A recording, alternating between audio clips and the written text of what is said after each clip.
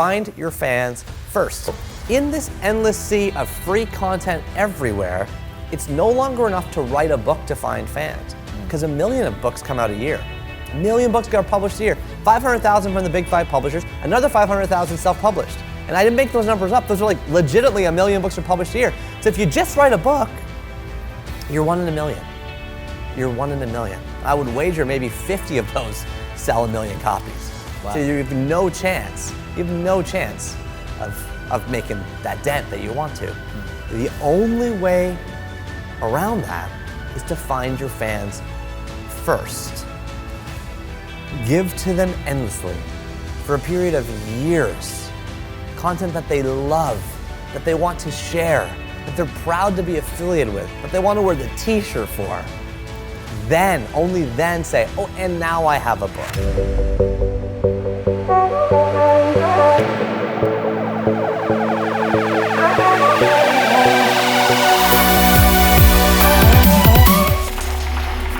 Welcome back. We're doing a 10-part series with the legendary Neil Pasricha on how to sell 1 million plus books. Today we're talking about how to find your fans. What do you got? Well, here's the thing. It used to be for 200,000 years since our species has been around that if you wrote the damn book, then you found your fans. You put the book out there in the first place, you coagulated all your thoughts for dozens of years of life, and you put them down into like this big important text, and you released it to the market. The breathless fans would then come. They come after. But the world's completely backwards now, Evan. You know this. We're surrounded, we're doused in information. We got too much content. You know, Yuval Noah Harari, the guy who wrote *Sapiens*, says it used to be information was power. Now clarity is power, right? So in this endless sea of free content everywhere, it's no longer enough to write a book to find fans, because 1 million of books come out a year. 1 million books get published a year. 500,000 from the big 5 publishers, another 500,000 self-published. And I didn't make those numbers up. Those are like legitimately 1 million books are published a year. So if you just write a book, you're 1 in a million. You're 1 in a million. I would wager maybe 50 of those sell 1 million copies. Wow. So you have no chance. You have no chance of making that dent that you want to. The only way around that is to find your fans first. Give to them endlessly for a period of years. Content that they love, that they want to share, that they're proud to be affiliated with, that they want to wear the t-shirt for. Then, only then say, oh, and now I have a book. Okay? There's a guy, he did this for the last few years. You might have heard of him. Here, I brought his book for you. Subtle Art Not Giving a F*** by Mark Manson.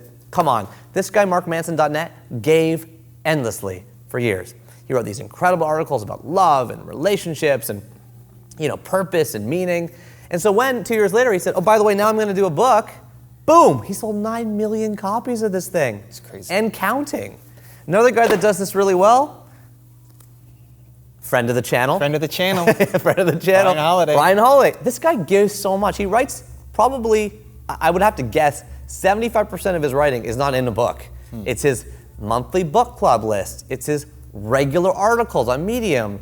He's constantly giving free content everywhere. So when once in a while he says, oh, by the way, I've got a book, people line up for it. And it pops quick. Sold over 1 million books. Another guy who does this really well, these are people, I show up the books to give people models so they can Google them. Why just take it from me? Learn from Austin Kleon, former reference librarian, lives down in Austin, Texas, runs an incredible Friday email list where he just gives 10 pieces of interesting art he finds every year. In addition to that, he's got a regular blog with all this content. So when he finally puts out a book, you're like, yeah, I like what that guy says. In fact, he found the fans on this post first. This was a post called Steal Like an Artist, and the post went so viral that it then turned into a book. Okay, find your fans first. There it is. This is my first book. It's called The Book of Awesome. In 2008, this came out in 2010. Let me tell you about 2008. 2008, I went through the worst year of my life. Lost a marriage and lost a friend. And I won't go through a ton of details. There's a whole TED Talk just on those two things. But now we're 10 years later, I'll just say I was the worst year of my life. What did I do? I started writing a blog called 1000awesomethings.com to try to cheer myself up. No one reads this thing except for my mom. She sends it to my dad. My traffic doubles. Okay? I'm talking nobody reads this thing. Right. A month into it, I wrote a post, number 980. This is 1,000. Started from a countdown. Okay. I was like 20 posts Going in. backwards, yeah. Number 980, old, dangerous playground equipment. Okay. As I do every day, I post an essay about it. I got pictures, I got comments down there below. I reply to the comments. This one hits the front page of fark.com. Suddenly I go from 50 hits a day on my website that no one reads to 50,000. Wow. That's from that one hit. Okay? Then it starts making, of course, Wired Magazine and Reddit, and they all feed off each other.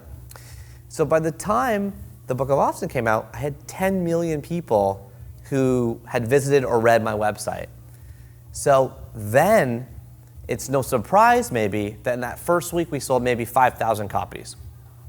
Doesn't sound like much, but it was enough to make number 2 on the bestseller list. When you make number 2 on the bestseller list, all the bookstores and people read the bestseller list are like, oh, well, that's a book that I should buy. It's on the bestseller list. Right. They featured it at the front of the stores.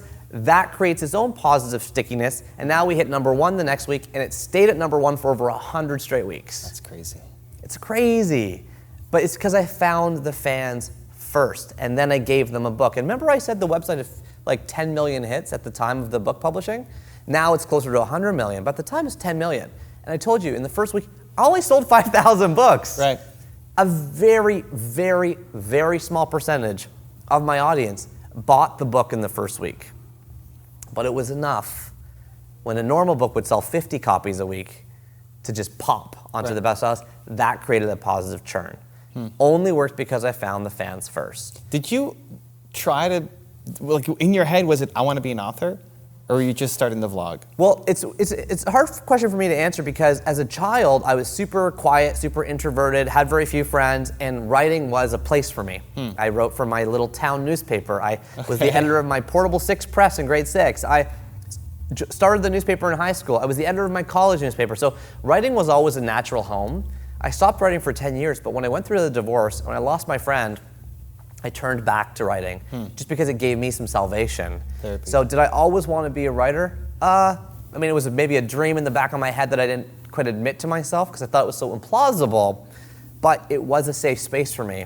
Right. So I was sharpening my voice Right. for many years to get to the place where I started my blog. And before that blog, I should also mention, for years, since I was like 10, 15, 20 years younger, I had many failed blogs. Okay. On the way there, and there's a chance that one might have failed, but then maybe a year or two later I would have started a new one. You got to find the fans first, and if you don't have the fans, you know, they probably aren't going to buy your book. Who's going to buy it from the beginning? Even a book like The Martian, right, or Twilight, these are big fiction books that have sold multiple millions of copies. They found their fans online first. Both serialized, both released for free online, get tons of fans and traction on the different websites, then The Martian comes out. Then Twilight comes out. People were like ready to buy it because Twilight was slash fiction. It was like a sexualized Harry Potter fiction, I believe. And The Martian, Andy Weir had written a tiny little short story that went viral. Then he started releasing chapters of The Martian. Boom, then comes in the book. So find the fans first. The world has changed. It is too loud and too cluttered to try anything else. What frequency should we be putting out? It's like somebody wants to write a book, they want it to be a bestseller. How often should they be releasing written content on social media or their own website? I'll use a great example to answer this question. There's a guy by the name of Brandon Stanton. I think I'm saying his name right. He created a concept called Humans of New York. Yeah. And when you hear him interviewed, he said, well, I first tried architecture in Chicago, or like skyscrapers of Detroit. Like he literally had other ideas, and then he bumped into one that got traction called Humans of New York. I don't think he was posting daily at the time, but it was a photo of somebody with a captivatingly well-written little write-up of the person, a quote. You could hear his voice in it. Okay. Built traction, found fans, got a following. When you find a following and when you find fans, you then increase your frequency, right? He probably then started posting daily at that time, and I don't want to speak for him because I don't know him personally, but I'm just saying, then you ramp up your content to deliver what people are frothing at the mouth for. Boom, the book comes out, Humans of New York. It's a home run, right out of the gate.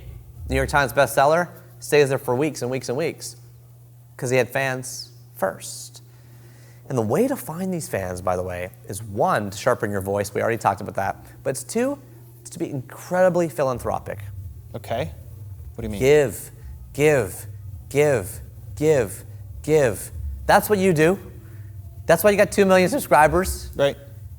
When I come to your channel, I'm just giving free stuff. I'm giving 10 ways to learn from Steve Jobs. I'm giving so much content so that when it's time for like Evan to be like, hey, buy my book, I'm like, of course.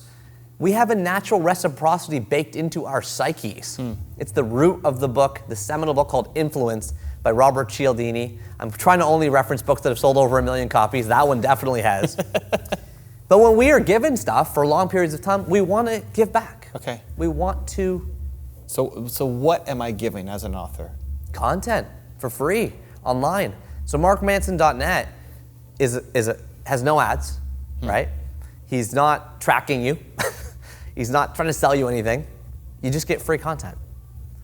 And then when The Subtle Art Not Giving a Fuck comes out, which is his book, you're like, oh, I have been reading that guy's content. Some people, like Tim Ferriss, even go so far as to say, hey, if you like any of my 1,000 free blog posts, my 500 free podcasts, they actually list out all the stuff. Then would you buy my book? Yeah. And humans are like, yeah, I'll drop $20 for the guy's book. And it's those people who then read it, love it, and tell the others who have no idea who the guy is, or buy it for Christmas presents. Because the number of copies of the Book of Awesome sold, subtract the number of people that have read my blog, most people that have the book never even heard of the blog. Right. They were just given it to them by someone else who had. Root. You had your super fans. You gotta have the super fans. Find your fans first. What kind of ramp up do you think somebody should, like if people are watching this, they want to have their own best-selling book. Right. What's the ramp up in terms of giving free content away? Is it 6 months? I mean, for you, it was 2 years of doing that. Yeah, this is a hard question to answer, partly because it's like, there is no perfect answer. Some people's stuff takes off right away. Some people grind for years and then they have something kind of explode. And you never know when to quit. Okay. So part of the problem, of course, when you're putting out free content and you're trying to find fans is, well, I'm not getting any fans. That's the normal reaction. Right. So when do I stop? Remember I said before 1000awesomethings.com, I had tons of blogs that never worked over the years. Throughout my teens, throughout my 20s, right? Never worked. And there's a role model of mine. He doesn't know that he's my role model, but his name is Todd Hansen. Okay. He was one of the original editors of a comedy newspaper called The Onion. Okay. It's turned into theonion.com. Okay.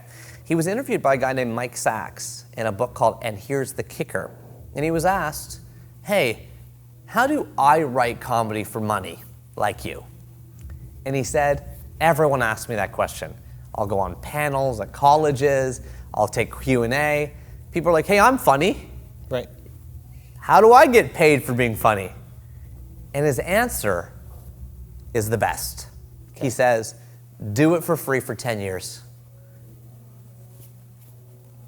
Then it'll probably take off. Okay. Because what have you been doing for 10 years? Sharpening your voice, constantly getting better. You're not going to get worse by keep doing it. And he did it for free for 10 years. And if you look at me with the Book of Awesome, you can say, oh yeah, Neil, it took a month to get that hit. Actually, Evan, it took 20 years. Right. Because I've been writing since I was 6 years old, then the high school newspaper, then the college newspaper, then all these blogs that didn't work, some of which I put money into, and some of which I really tried to make work. Nothing until that pop. My mom would say, yeah, because you've been working on it for 20 years. If it's not timing, and I mean, yes, it's having the right luck and the circumstances and how good are you at We're going to get to luck later. There's a lot of luck for sure. Okay. Yeah. If it's not timing, then is it numbers, like whether it's 1,000 true fans or how do I know? Okay, here's the test. Here's the test. Here's the test. This is the test. Okay. Do you know how I knew? There's 2 indicators that I knew that this thing was going to take off. Okay. Before the book, before the blog even had 10 hits, 10 posts. Okay. And they were this. And I've done this on every blog, and this is the only blog where I got this indicator. Number 1, I emailed it to everybody I knew, from my Gmail account, so I can still remember it. The subject line was honest to blog, and it said, dear everyone I know, comma, I just started a blog. Can you please check it out? Yeah. www.1000awesomethings.com. Let me know what you think. Neil, that's it. Short, sweet, to the point. I knew I sent that to 100 people, and so I could watch the hit counter on my vlog. Over the next day or 2, I got 700 hits. So what I thought was, not only are they forwarding it to people, But those people who I don't know are forwarding it to others. So I had a multiple of hits compared to the number of people I sent to. That was big. The second big indicator was I got a comment on my blog from a stranger. You've made it. I was like, who's this person? Who's Joe 28? I don't know any Joes. Right. And that was so crucial for me because I was like, what a cool little indicator. Someone who doesn't know me is hanging out here. I know those two things sound so tiny and small, but you have to remember, for all these other projects I'd had before this one, I never had that. I sent it to 100 people, 50 check it out. And the next day it's 25, and 4 days later, no one. Like, it didn't have the natural shareability. That's the only way anything gets transferred. People have to be willing to share of their own volition. Why would they do that? Because it says something about who they are. It speaks to their own identity. Great website is called waitbutwhy.com, written by Tim Urban. Tim's a friend of mine, and his website has legions of super fans. Because when I forward one of Tim's articles, which is usually like a 10,000 word essay about artificial intelligence, what I'm really saying is, I'm smart. I understand this. I think you'd understand and enjoy this too. So there's an identity thing that happens as people share. Maybe when people share my blog, they're saying, I'm funny, or I'm focused on the positive. I'm an optimistic person. There's something about their identity that they're saying to others when they share it. I think that's important to talk about because you're only going to share stuff you love. And you're only going to share stuff if it reflects positively on you. I think about my YouTube channel, and I've been around for 10 years on YouTube. Yeah. It took me 5 years to get to 7,000 subscribers. Right. And then 5 years to go from 7,000 to 2 million. That bodes well for me. I'm a year in, I got like 100 people on my thing. I'm like still waiting for a comment from someone I don't know. I would go do it for you, but I know you. But I mean, I guess with a lot of people in the early stage of creation, I wasn't taking it seriously. I was just throwing out some content every now and then. It wasn't part of the plan. And so I like that as an acid test of, hey, create some content, share with your friends, and see, does it get more views than the number of people you sent it to? As a quick acid test to say, this is something that might take off or not. And bid into that acid test. Don't ask them to share it. Just say, tell me what you think. Because then you'll see if they naturally share it. Right. Don't burn your goodwill by asking them to forward it because they don't want to. People feel icky. Right. Just send it to them and watch. See what they do. Do you still have that first email? I do. Yeah, you want me to dig it up for this? I can find it. Yeah, we should put it in the description. Sure, I'll see if I can find it. I'm pretty sure I can. That'd be pretty cool. I've had the same email address for a long time. That'd be pretty cool. Yeah, cool. So before you go off and get the book deal, you have to find your fans. You have to find your fans. One last little tip though. Yeah. This is a personal bias, so I'm just gonna throw it in there for anyone who's thinking about like, what do I do, what do I launch, is focus on the positive.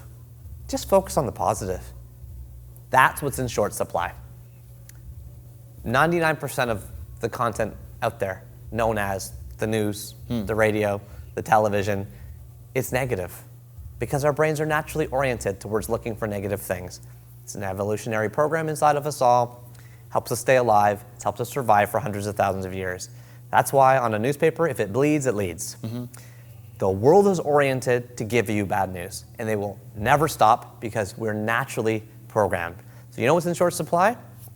Content on your channel, positive stuff, helping people feel better about where they are and just getting a little bit improved.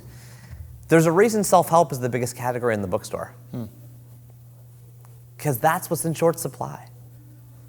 Nobody makes a buck selling good news. So you can be that person. I love it.